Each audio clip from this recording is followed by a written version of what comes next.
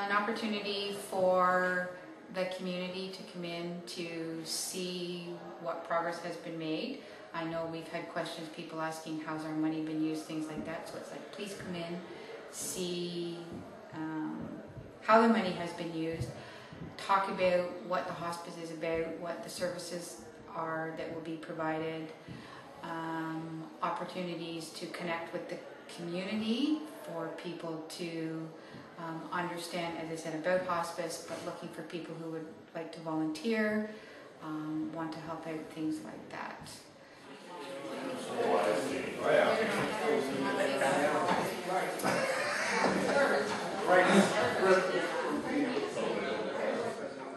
It's also a bit of a celebration.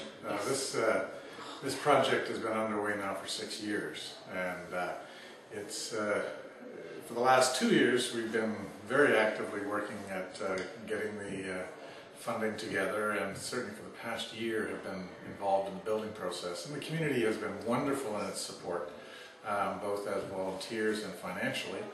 And they've seen this building go up, but for obvious reasons, people have not been coming through all the time to see what's actually going on inside the building. And so this is our first opportunity to invite everybody in, see the place, see what it is we're doing and what your contribution has built. So it's yes, we want to raise more awareness and support, but at the same time we want to say thank you to all those who have supported us and see what it is we're doing.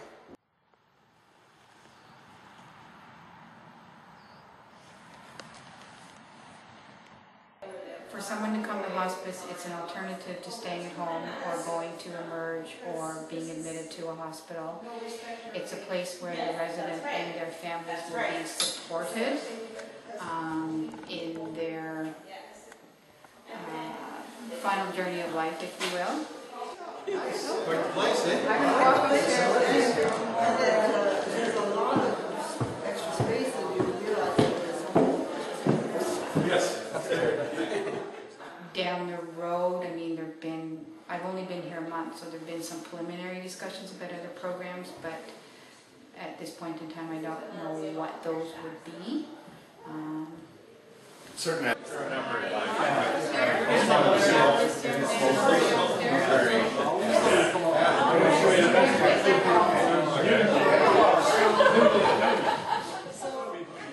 Our primary goal is to provide that alternative for end-of-life care in a home environment where our patient, if you will, is a unit. It's the dying person plus their loved ones, those who surround them at this time. And our clear recognition is that if possible, dying at home is always the preferred option, but for many people that's not a possibility. What we hope to provide is a home-like environment where family and friends can gather around the dying person and provide the support that that person requires, but also begin that grief process that is a normal part of saying goodbye, and to do it without having to worry about the day-to-day and minute-to-minute physical care needs of the person who's dying. And so we allow people to step back from that, but be at the bedside, be supportive, hold the hand, read the book, do those things that make those last days meaningful both to the person who is dying and to the family who will look back at that time and we believe as a positive experience.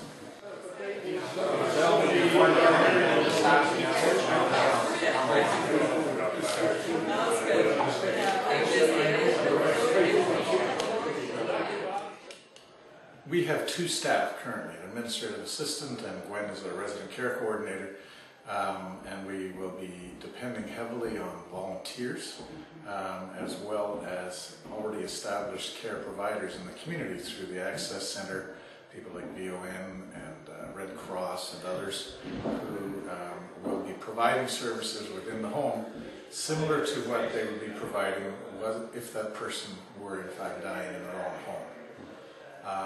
It remains to be seen to what extent we'll be able to provide or have any staff over and above that over time.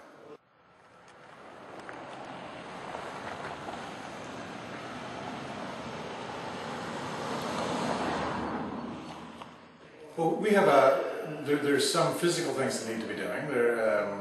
Today we've also had some posters around pointing out what people can contribute to help us do that final bit that will get the house going physically.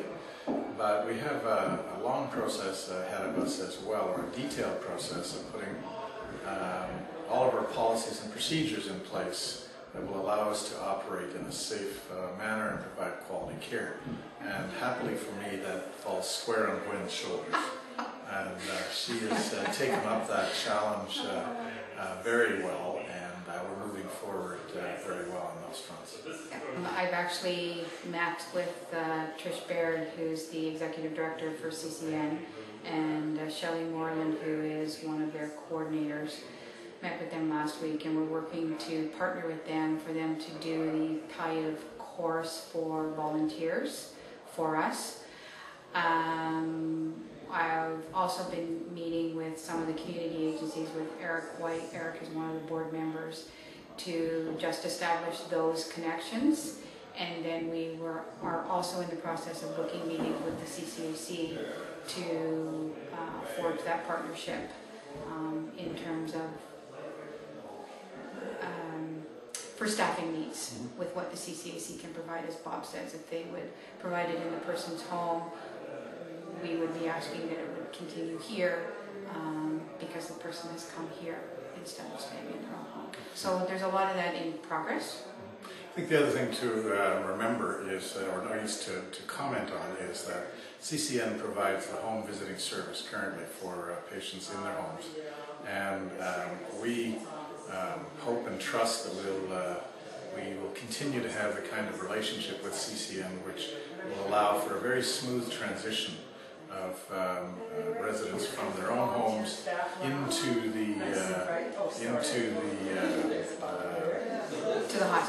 the hospice. Sorry. Yeah.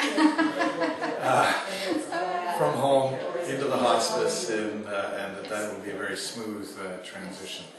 And actually, when I met with Shelley and Trish last week, that was part of our discussion, was that we hope to have the volunteers cross-educated, if you will, so that they would be able to help out in either area or both, depending on what their desires are. We picked a busy spot.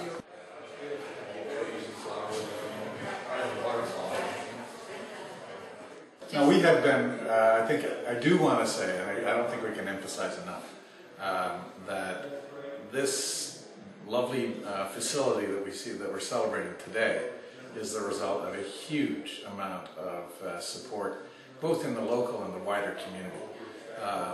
We have been, in the more local area, we have been logging over 1,000 hours of volunteer time per month.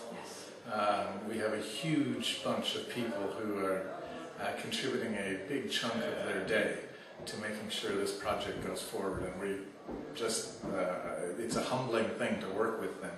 We've also had significant financial support from the community, both locally and farther afield, so Belleville, Coburg, and provincially we were fortunate enough to qualify for a Trillium grant, which has allowed us to have some operating funding for the next couple of years. So this has been, this is a labor of love for those of us involved, but we recognize very clearly the tremendous support from our community, and we really truly appreciate that. Yeah.